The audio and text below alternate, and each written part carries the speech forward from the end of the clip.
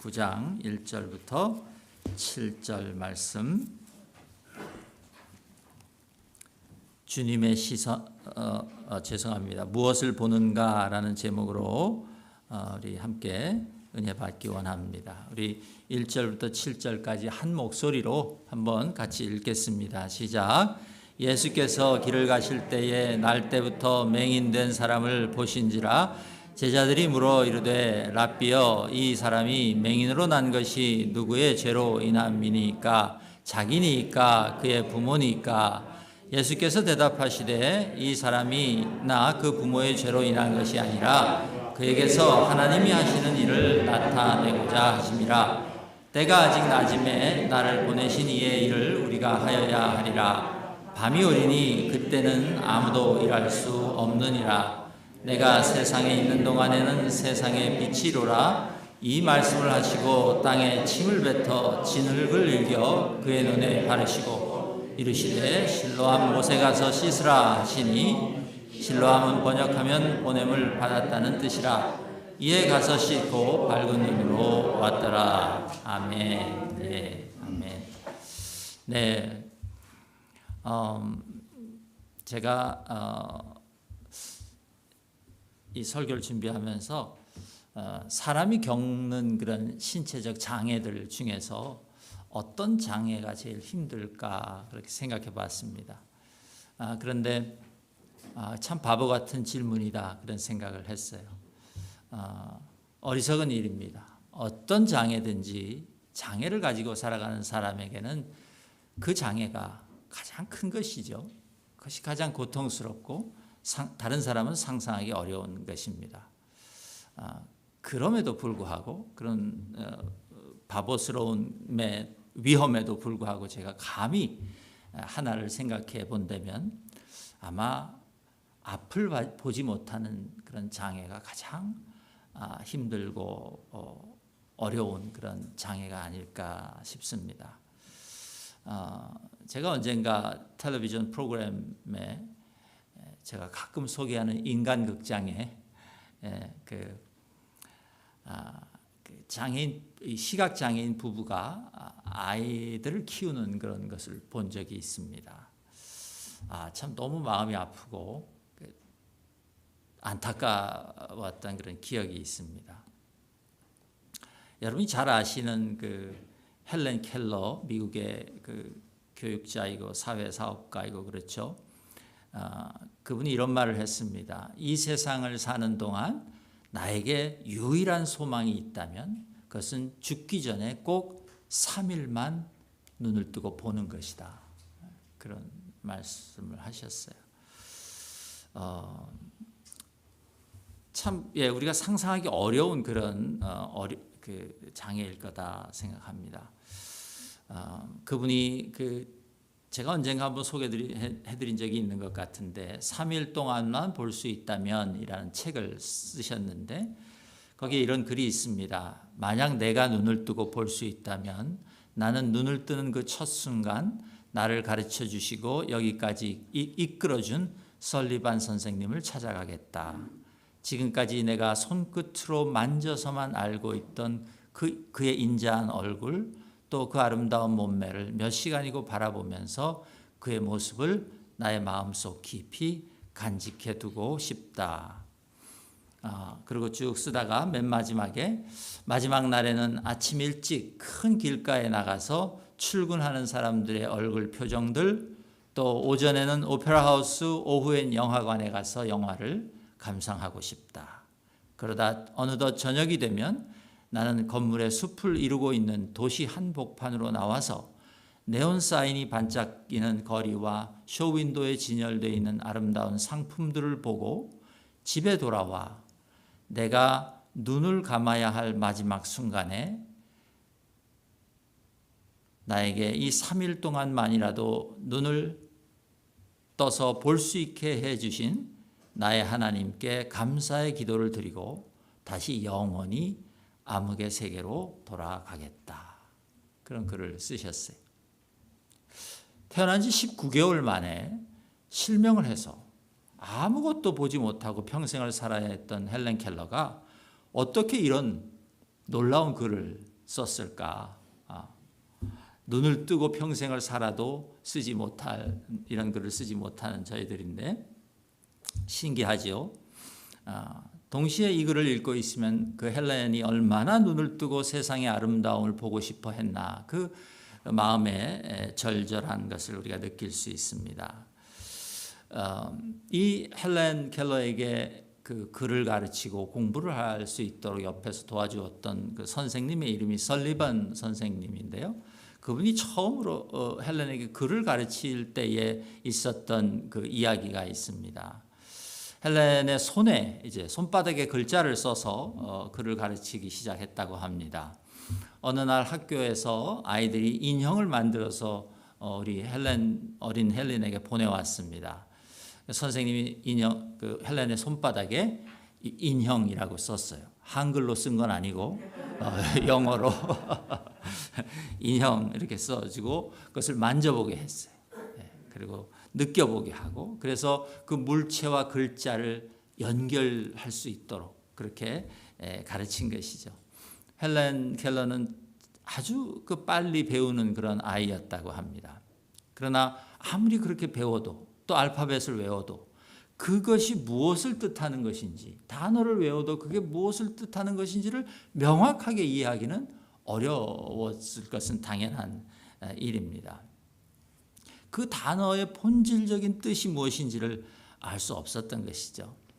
그렇게 한 달 이상을 지나다가 이 설리번 선생님이 어느 날 헬렌을 데리고 물펌프가 있는 곳으로 데리고 가서 여러분 물펌프 아시죠? 땅에 박아놨던 물펌프. 그리고 데리고 가서 한쪽 손을 물펌프의 주둥이 아래에 놓아두고 펌프를 해서 시원한 물이 한 손에 쏟아지게 했습니다. 그리고 다른 한 손에 선생님이 물이라고 써줬어요. 한글이 아니고 워터라고 써줬어요. 그 순간에 헬렌이 워터라는 것이 자기 손에 흐르는 그 멋지고 시원한 그 놀라운 물질이라는 것을 알았다. 그렇게 그런 이야기가 있습니다. 이 헬렌 켈러의 이야기를 읽어보면 시각장애인들에게 이 세상과 접촉하며 사는 것이 얼마나 힘들고 그분들이 이 세상과 접촉하며 사는 일이 얼마나 힘들고 또 많은 노력과 수고가 필요한 일인지 우리가 느낄 수 있게 됩니다. 여러분 눈을 잠깐만 감아보십시오. 모두 눈을 잠깐만 감아보세요. 이제 내가 그 눈을 다시 뜰 수 없다 한번 생각해 보세요. 뜨셔도 됩니다. 하나님의 은혜로 눈 뜨셔도 됩니다. 여러분 그렇게 평생을 우리가 살아가야 된다 생각하면 그것이 얼마나 두렵고 무서운 일이겠습니까? 오늘 본문을 보면 정말 가망 없는 한 인간이 나옵니다. 정말 아무 소망 없는 한 사람이 나와요. 이 사람은 태어날 때부터 맹인이었어요. 도무지 소망을 가질래야 소망을 가질 수 없는 그런 상태로 태어났고 평생을 살아왔어요. 이 사람에게는 헬렌 켈러에게는 있었던 그런 설리반 선생님이나 인형을 만들어준 친구나 어떤 자기를 비록 장애가 있지만 평안하게 살 수 있도록 서포트해 줄 수 있는 그런 부모도 그런 풍요한 부모가 없었어요. 이 사람의 상황은 정말 그야말로 절대 어둠입니다. 다른 말로 표현할 수가 없어요. 세상의 어떤 빛도 이 사람이 안고 살아가는 그 장애의 어둠을 뚫을 수 있을 것 같지 않아요. 불가능한 일 같아요. 하나님께서는 이 사람한테만큼은 정말 아무런 소망도 허락하시지 않은 것 같아요. 그런 사람이 있었어요. 본문에 보면. 그렇게 태어난 아기가 깜깜한 어둠 속에서 살면서 성인이 되었습니다.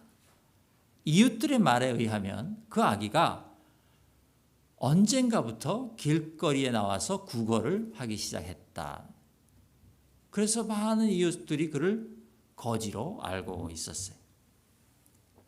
여러분, 그 태어날 때부터 눈이 보이지 않았던 아기가 길거리에 나가서 구걸을 해야 했다는 말은 그 그 집안의 형편이 어떤 집안이었는지 우리가 알 수 있습니다. 그 장애를 가지고 그런 집안에 태어났다는 것이에요. 그러니 이 사람의 인생은 정말 우리가 흔히 눈앞이 캄캄하다 뭐 이런 표현으로는 이게 설명이 안 되는 그런 것이죠. 그야말로 깜깜함 자체인 것입니다.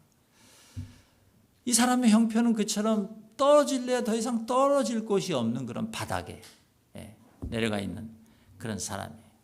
그런데 오늘 본문에 나오는 예수님의 제자들에 의해서 이 사람에게 아직도 더 떨어질 곳이 있다는 것이 드러납니다. 예수님께서 길을 가다가 이 사람을 보셨습니다. 그가 구걸을 하고 있었을 것입니다.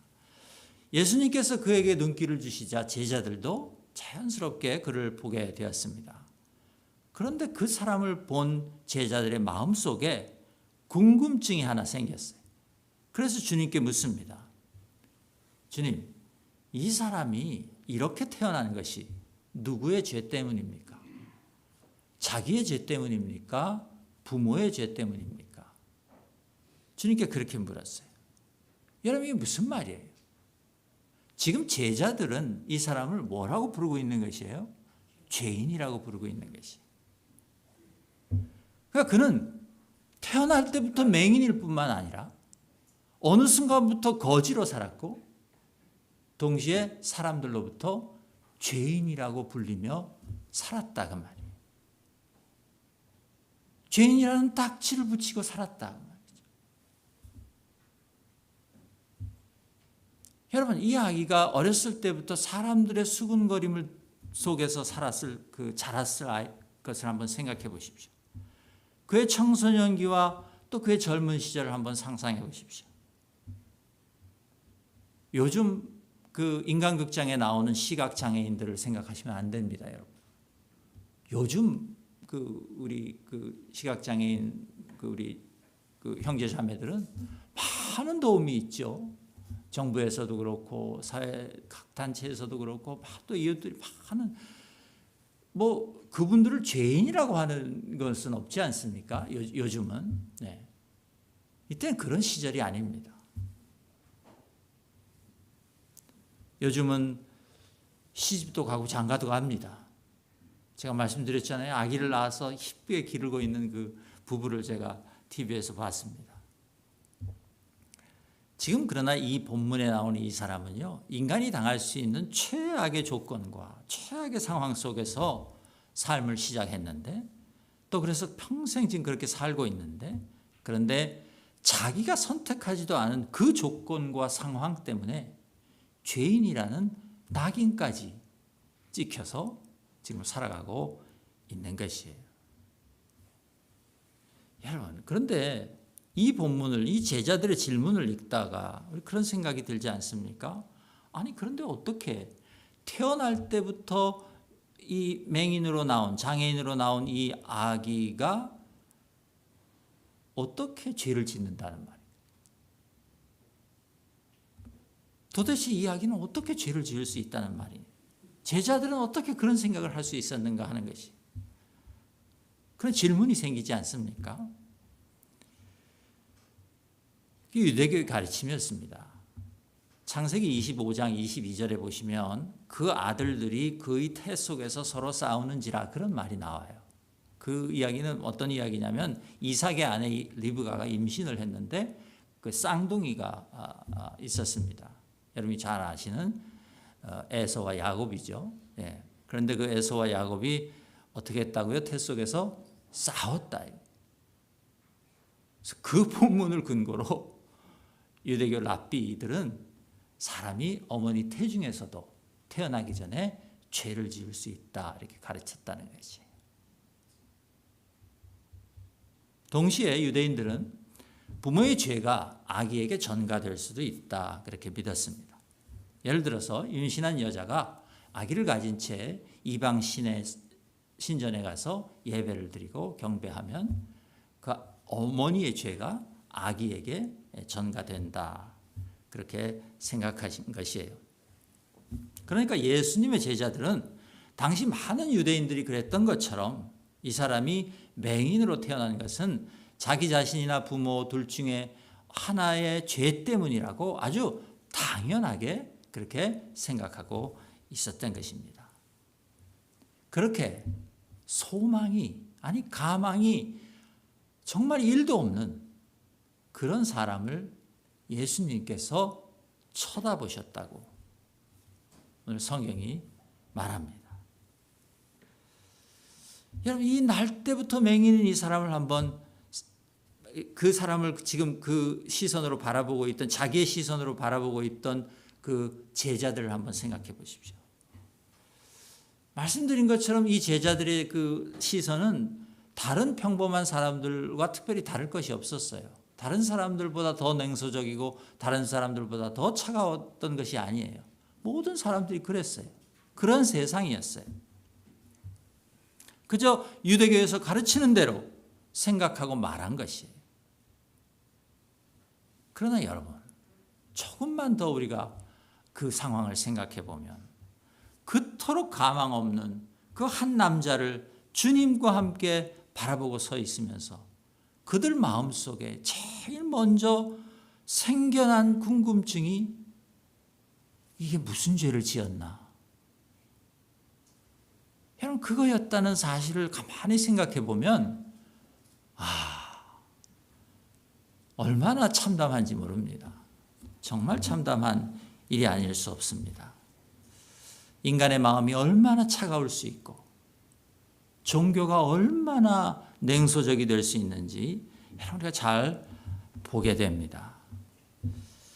여러분 이 남자의 이 비참한 현실보다 그 질문을 하는 제자들의 영혼이 더 비참하지 않습니까? 여러분 주님이 최소한 지금까지 우리가 요한복음만 읽어봐도 이 제자들이 주님과 얼마나 많은 놀라운 일들을 경험했습니까? 주님이 하시는 놀라운 일들을 경험해서 여기까지 오지 않았습니까? 그러면 최소한 주님이 이 사람도 고쳐주시려나? 주님이 이 사람도 고쳐주시려고 이렇게 바라보시는가? 이런 기대를 가지고 함께 서 있지는 못할지라도 이런 질문을 할 수 있지 않습니까? 아니 주님, 왜 이런 일이 일어나는 겁니까? 아니 하나님께서 어떻게 이런 일을 하실 수 있습니까? 여러분 이런 탄식 정도는 제자들 입에서 나올 수 있지 않겠습니까? 나와야 하는 것이 아니겠습니까? 천형과도 같은 그런 삶을 살고 있는 사람을 앞에 두고 저가 무슨 죄를 지었기에 저 인생이 저렇게 되었나 하고 궁금해 할 수 있다는 사실을 생각하면 참 맹인의 인생이 깜깜한 것인지 제자들의 인생이 더 깜깜한 것인지 분간이 가지 않는 그런 지경인 것이죠. 이 사람을 바라보시던 주님께서 제자들에게 이렇게 대답하셨습니다. 그것은 이 사람이나 부모의 죄 때문이 아니라 이 사람으로부터 하나님의 일이 드러나고자 그리 된 것이다. 우리는 낮 동안에 나를 보내신 분의 일을 해야 한다. 밤이 오고 있는데 그때에는 아무도 일할 수 없다. 내가 세상에 있는 동안 나는 세상의 빛이다. 여러분 제가 지금 읽어드린 그것을 가만히 문자적으로 읽어보시면요. 이렇게 들립니다. 예수님의 대답이 이렇게 들려요. 하나님께서 당신의 일을 하시고자 일부러 이 사람에게 이렇게 처참한 인생을 허락하셨다. 그렇게 읽을 수 있습니다. 그렇게 읽지 않기가 참 어려워요. 우리 성경 번역은. 그런데 여러분, 만약 하나님께서 이 사람을 치료하시는 것을 통해서 당신의 영광을 나타내기 위해서 한 사람에게 이런 고통을 허락하신 것이라면 여러분 우리가 그런 하나님을 아버지라 부르며 신뢰할 수 있겠습니까? 그것은 말이 안 되는 이야기입니다.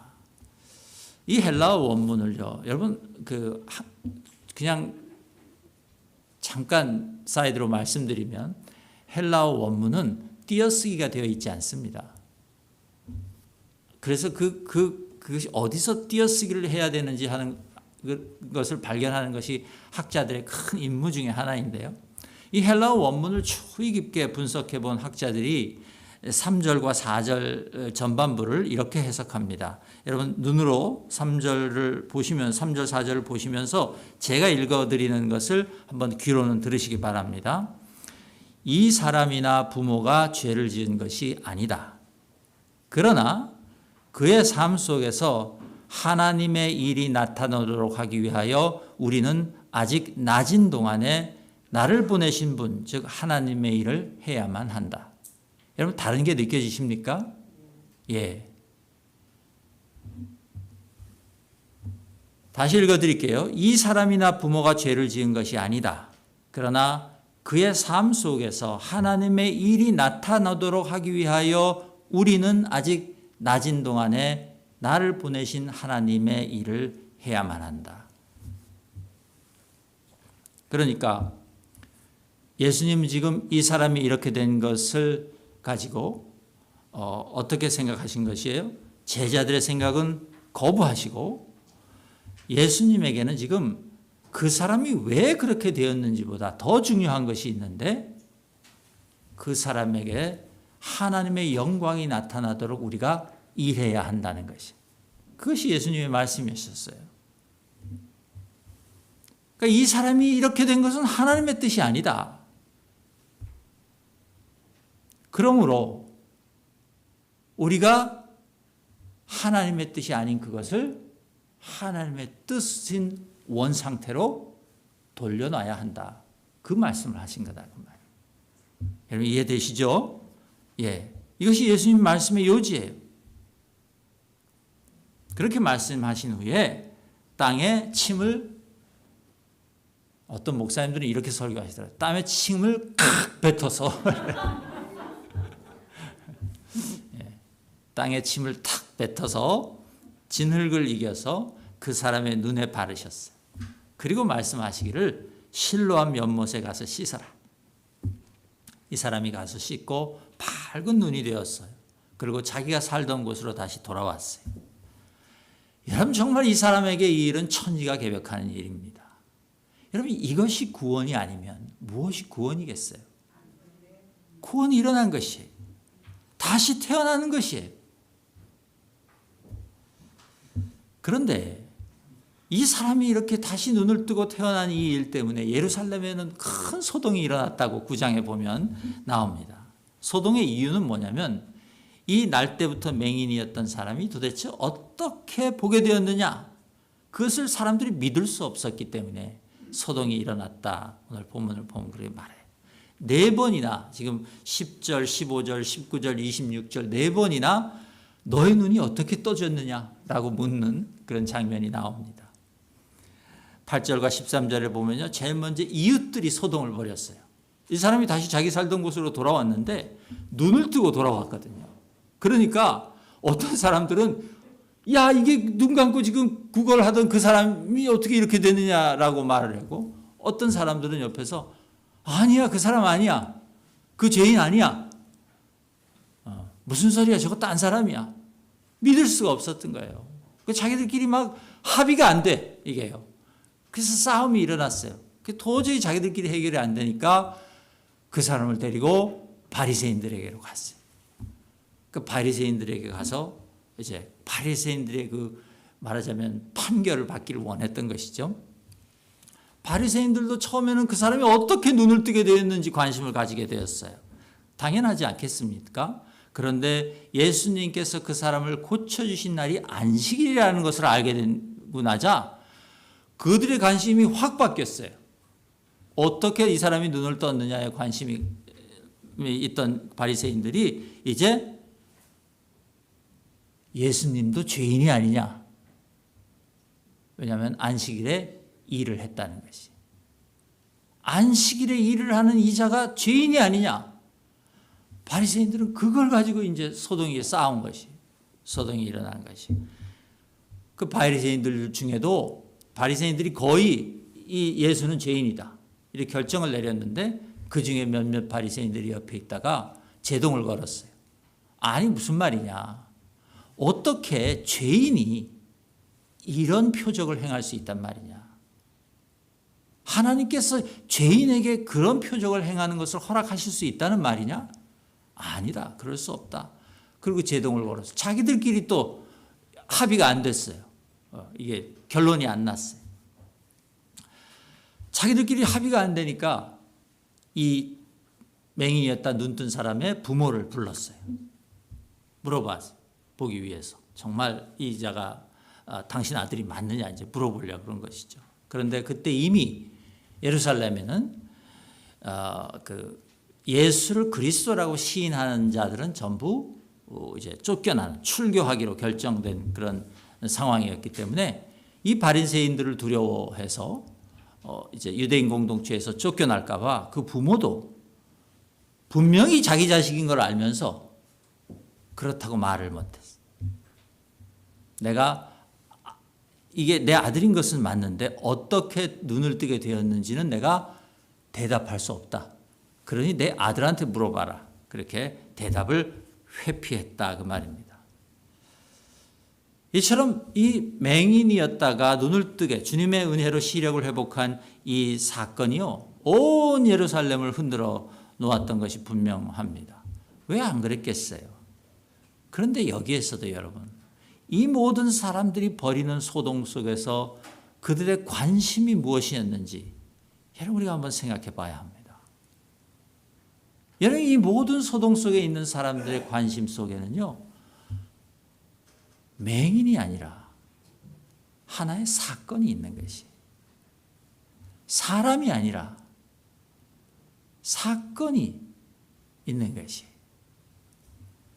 그들이 보고 있는 것 안에는 지금 단지 놀라운 사건이 하나 있을 뿐 평생을 맹인이요 거지였을 뿐만 아니라 종교적으로 죄인이라는 낙인을 찍힌 채 살아왔던 그 사람이 없다 그 말이에요.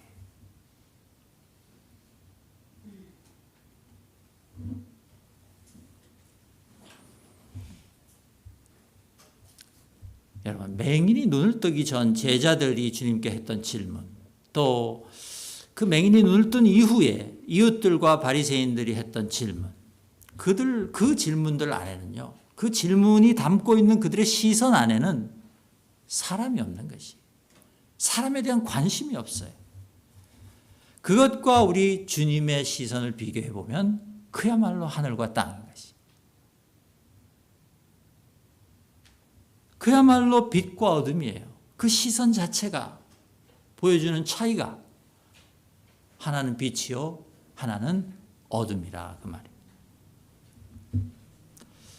여러분 그리스도인들은 이 주님의 시선을 배우고 훈련해야 하는 줄로 믿습니다.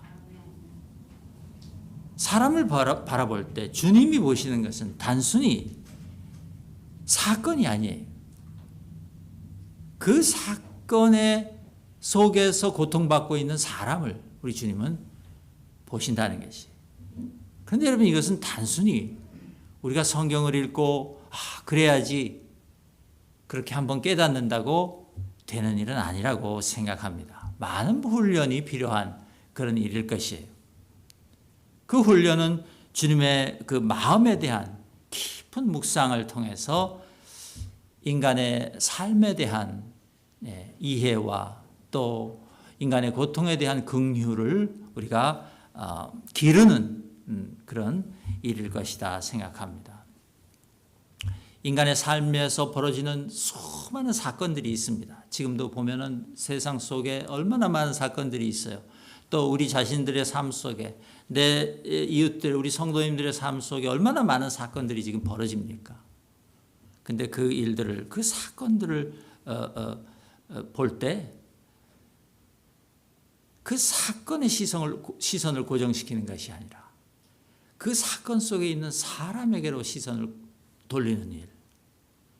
여러분 이것이야말로 그리스도인들이 예수님으로부터 배워야 하는 그런 일이 아닌가 저는 그렇게 믿습니다.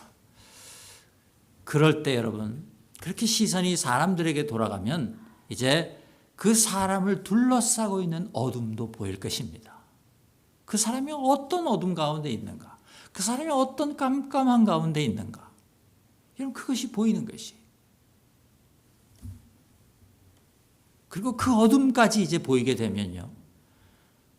우리 마음에 성령의 온기가 생겨나게 될 줄로 믿습니다. 우리의 마음이 따뜻해지는 것이. 그렇게 우리 마음이 따뜻해지는 것, 사건이 아니라 사람을 바라보고 그 사람이 처해 있는 그 어둠을 볼 수 있는 눈이 생김으로 말미암아 우리 안에 따뜻한 온기가 생겨나는 것, 여러분 그것이 주님의 제자가 되어가는 길이다 그렇게 믿습니다. 주님의 제자가 되려면 우리가 먼저 눈을 떠야 한다고 요한이 요한복음에서 계속 말합니다.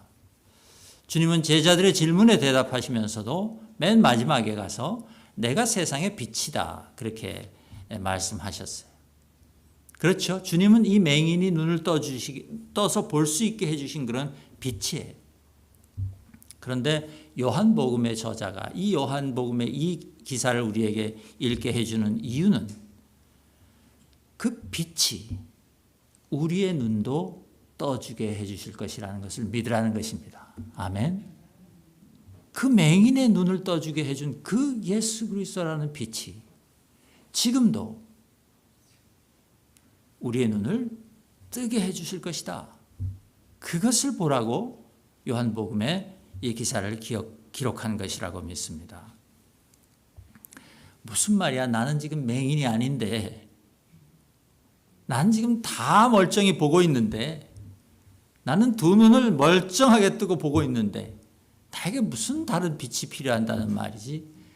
그렇게 말하지 말라고. 요한이 제발 그렇게 말하지 마세요. 그렇게 지금 말하고 있는 것이에요. 저희들에게. 이 자기 눈을 뜨게 해주신 이 예수님을 만난 이 사람이요. 이 처음에는 예수님을 못 봤습니다. 몰랐습니다. 눈을 떴는데 자기 눈을 뜨게 해주신 그분을 아직 한 번도 보지 못했다고 말이에요. 그렇죠? 눈을 감은 채로 진흙만 바르고 실로암 연못으로 갔다 돌아왔으니 아직 예수님을 보지 못했잖아요. 그런데 지금 끌려다니면서 네가 어떻게 눈을 떴냐, 이거 지금 신문을 받고 있었던 것이에요. 그런데 그 와중에 이 맹이 눈을 뜬 사람이 그들에게 하는 말을 보면 이 사람이 굉장히 용기를 가지고 자기가 경험한 것을 부인할 수 없으므로 간접적이지만 예수를 증언합니다. 그러다가 이 사람이 쫓겨남을 당합니다. 쫓아냈다고 성경이 그렇게 말합니다. 그 사람을 그렇게 쫓겨남을 당한 그 사람에게 예수님께서 다시 찾아오셔서 이렇게 말씀하셨어요. 내가 심판하러 이 세상에 왔으니 보지 못하는 자들은 보게 하고 보는 자들은 맹인이 되게 하려 함이라. 그 예수님의 심판이라는 것이 그것이. 예수님이 이 세상에 오셔서 심판하시는 것이 있는데 내가 보지 못하는 자들은 보게 하고 보는 자들은 맹인이 되게 할 것이다. 그렇게 말씀하셨다는 것이에요. 근데 그것을 듣고 있던 바리새인들이 우리도 맹인인가? 예수님의 말씀에 근거하면 우리도 맹인인가? 그랬다는 것이. 그것을 예수님께서 들으시고 그들에게 다시 41절에 보면 이렇게 말씀하십니다. 너희가 맹인이 되었더라면 죄가 없으려니와 본다고 하니까 너희 죄가 그대로 있느니라. 그렇게 말씀하셨어요. 그러니까 좀 전에 39절에서 말씀하신 보는 자들은 맹인이 되게 하시겠다고 하신 그 말은 바로 스스로 본다고 하는 자들인 것이죠. 스스로 나는 본다, 나는 볼 수 있는 사람이다 라고 하는 자들, 그런 자들을 주님께서 맹인이 되게 하신다. 그것이 이 세상에 오셔서 예수 그리스도께서 베푸신 심판이다. 즉 예수님 스스로 그렇게 말씀하신 것이에요. 그러니까 나는 맹인이 아니야. 나는 볼 수 있어. 나 스스로 나는 볼 수 있는 사람이야. 이렇게 말하는 사람들, 그런 사람들은 정말 그들이야말로 가망이 없는 인생이다. 그 말입니다. 그야말로 소망이 없는 인생이라는 것이에요. 이 눈을 뜨고 다시 온 눈을 뜨고 온 사람에게 예수님이 다시 찾아오시자 그가 성경에 보면 결국 예수님을 만나고 주여 내가 믿나이다 하며 주님을 경배했다. 그런 구절이 나옵니다. 그러니까 이 사람은 단순히 육체의 눈을 뜬 것에서 그치지 않고 주님께서 마음의 문까지 열어주셔서 영의 눈을 같이 뜨게 되었다는 것입니다. 여러분, 이것이 주님께서 우리에게 베풀어 주시고자 하는 온전한 구원임을 믿습니다. 그것이 온전한 구원이에요. 그것이야말로 우리가 다시 태어난다는 것의 의미인 것이에요. 우리 교회 제가 이 설교를 준비하면서 생각해 보니까 우리 교회에 참 많은 분들이 백내장 수술을 하셨더라고요. 참 여러분들이 백내장 수술을 하셨어요. 예, 참 이제 그 대열에 우리 아내도 끼게 돼서 좀 있으면 이제 백내장 수술을 하게 되는데 아직 자기는 젊다고 한쪽 눈만 한다 그럽니다. 예, 참 많은 분들이 백내장 수술을 하셨어요. 몇 해 전에 우리 오석 집사님께서 저희가 물어봤어요. 이렇게 백내장 수술을 하고 나시니까 어떠십니까? 그러니까 제가 기억이 맞다면 집사님께서 뭐라고 그러냐면 전혀 다른 세상이다. 네, 전혀 다른 세상이다. 이 색깔도 예전에 이게 그냥 이게 빨간색이면 그냥 저런 색이었나 보다 이랬는데 전혀 다른 빨간색이다 이거예요. 그렇게 말씀하셨죠? 예, 제가 기억이 맞습니다. 예. 그런 말씀을 하셨던 게 제가 기억이 나더라고요. 예. 여러분, 하지만 육체의 시력이라는 것은 우리가 정말 완전히 이 사람처럼 그렇게 깜깜한 블라인드가 아니라면 우리가 희미하게라도 볼 수 있지 않습니까? 희미하게라도 봅니다. 그런데요, 영적인 시력은 그게 안 됩니다. 영적인 시력은 희미하게 본다는 것이 없어요. 보면 보는 것이고 못 보면 못 보는 것이에요. 그게 영적인 blindness, 영적인 그 맹인이 되는 것의 참 무서움인 것이에요. 둘 중에 하나입니다. 완전히 어두워서 깜깜하든지 아니면 예수 그리스도의 빛을 받아 온전하게 보든지 둘 중에 하나라는 것이. 오늘 본문에서 주님께서 날 때부터 맹인이었던 사람의 눈을 뜨게 해주셨습니다. 오늘 이 말씀을 통해서 주님께서 여러분의 눈도 뜨게 해주시라고 지금 초청하는 줄로 믿습니다. 여러분, 우리가 비록 육체의 눈을 뜨고 있다 할지라도 주님, 나도 주님의 시선으로 세상과 사람들을 보기 원합니다 라고 간구하실 수 있기를 축복합니다. 그렇게 고백하고 주님 앞에 엎드리는 사람마다 하나님께서 영혼의 눈을 뜨게 해주시고 영적인 시력을 회복시키게 주실 줄로 믿습니다. 그렇기만 하면 우리는 올바르게 볼 수 있습니다. 봐야 할 것을 볼 수 있습니다. 주님, 그렇게만 되면 성령께서 우리의 생각과 마음에 빛을 비춰주시로 말미암아 우리의 내면이 환해지고 동시에 우리의 내면이 그 빛으로 환해지면, 주님의 빛으로 환해지면요, 우리가 바라보는, 우리의 시선으로 바라보는 모든 사물과 사람들, 사건의 배후를 올바르게 볼 수 있는 이해의 빛, 영적인 빛이 우리를 통해서도 비춰지게 된다고 믿습니다. 그런데 오늘 보니까 이 빛은 내가 지금 깜깜한 데 있다라고 고백하는 사람에게만 들어오신다고 말합니다. 나는 지금 보지 못한다라고 고백하는 사람들에게 주님의 빛이 들어온다고 말합니다. 여러분,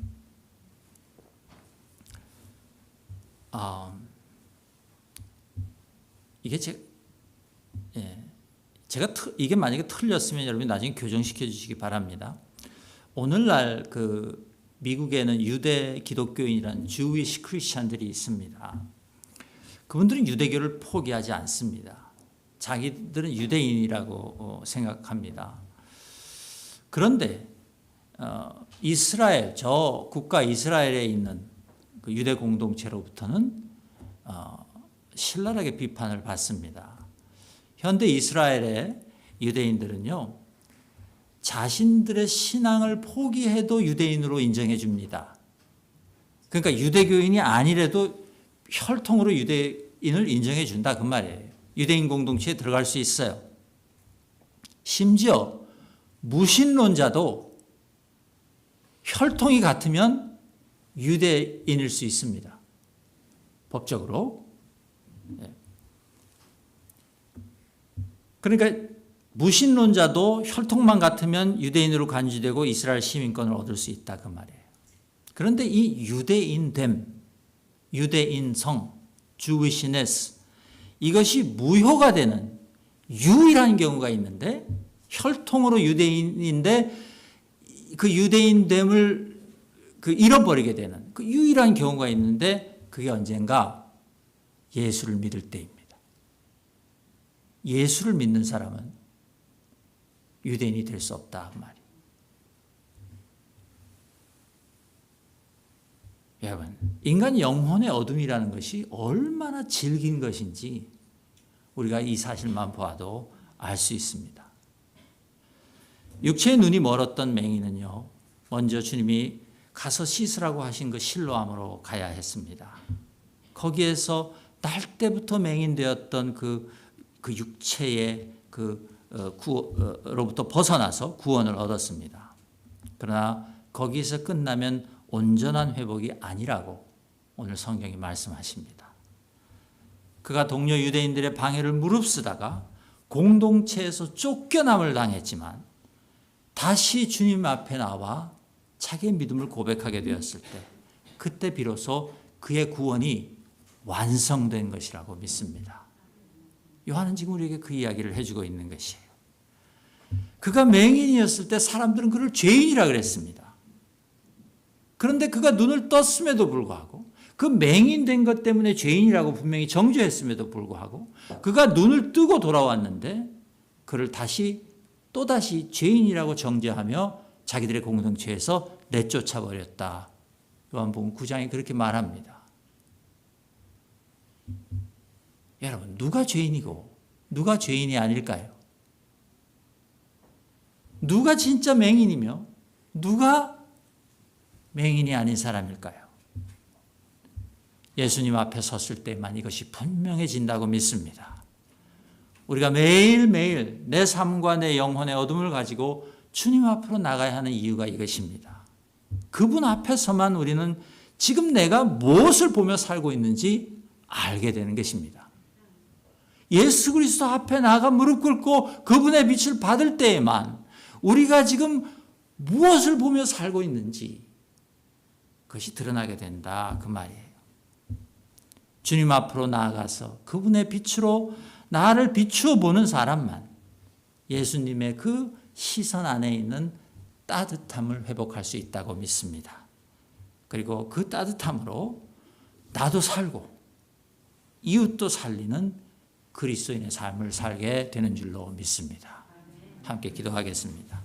아버지 하나님, 감사합니다. 우리에게 요한복음을 읽게 하시고 이제 구원의 의미를 다시 새겨주시고, 그래서 우리의 삶이 다시 예수 그리스도의 그 빛 가운데로 회복되게 하여 주시니 감사합니다. 오늘 맹인과 이웃들과 바리새인들을 아버지 보고 제자들을 보면서 하나님, 우리는 과연 무엇을 보며 살고 있는지, 무엇을 보며 살아야 하는지, 무엇이 주님께서 우리를 구원시켜 주신 목적인지 하나님, 우리가 다시 한번 알게 되고 깨닫게 해주시니 감사합니다. 하나님, 이 일을 우리가 훈련하며 살기를 원합니다. 머리로 깨닫고 지식으로 아는 것이 아니라 우리의 일상 속에서 마주치는 모든 사람들, 그 사람들의 삶을 바라보며 주님의 시선으로, 그 따뜻한 시선으로 우리도 바라볼 수 있는 자들이 되게 하여 주옵소서. 감사드리며 예수님 이름으로 기도드리옵나이다. 아멘. 우리 함께 일어나셔서 찬양하시겠습니다.